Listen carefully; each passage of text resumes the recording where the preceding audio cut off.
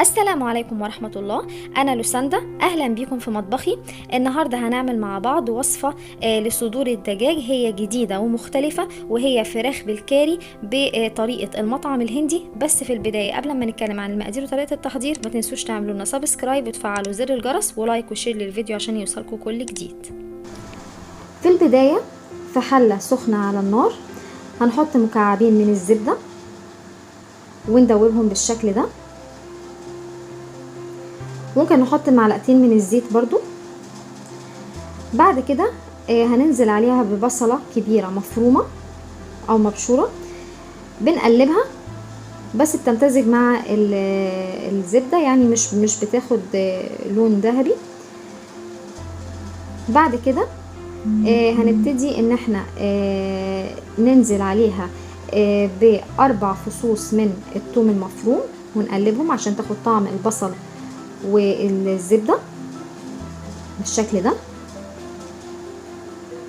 ونكون معانا كمان قطعة من الجنزبيل الفريش مفرومة، ولو مش متوفر ممكن جنزبيل بودر، ونقلبها.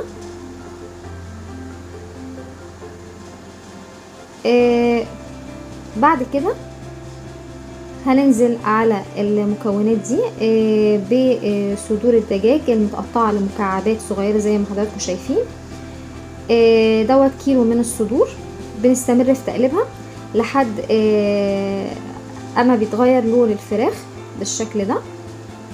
بعد كده هننزل عليها بالتوابل. التوابل اللي معانا 1.5 معلقة من الكركم، ومعلقة من الكاري، ونص معلقة فلفل اسود، نص معلقة كمون، نص معلقة كزبرة ناشفة، ونقلبها لحد ما الفراخ تاخد اللون الاصفر الجميل قوي ده. والريحة طبعا تحفة جدا، هتستمتعي بالريحة قبل لما حتى تدوقي الوصفة. بعد كده هننزل عليها بالفلفل الالوان او الفلفل الاخضر بس المتوفر، طبعا هو غني بفيتامين سي. بعد كده كوباية من الكزبرة الخضراء، وطماطمايه مبشورة، ومعلقة كبيرة ونص من الصلصة، ونقلبهم كويس جدا في بعض عشان كل حاجة تمتزج مع بعضها، وفي الاخر يطلع لنا طعم اكثر من رائع. بعد كده هنحط عليها كوباية من اللبن، وفيها معلقتين من القشطة او قشطة وش اللبن، ودوت بديل لكريمة الطهي، بس كريمة الطهي دسمة فدي اقل شوية في الدسم، فبس ممكن نحطها بدل كريمة الطهي. وبنحط كمان مكعب من مرقة الدجاج.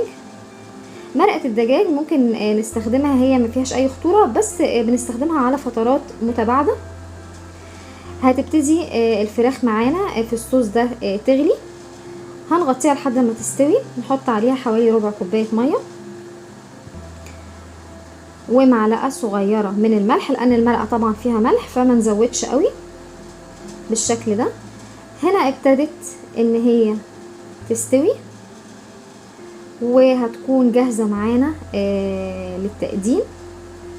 طبعا الكركم والكاري بيستخدم في التخسيس وإزالة آلام والتهابات المفاصل.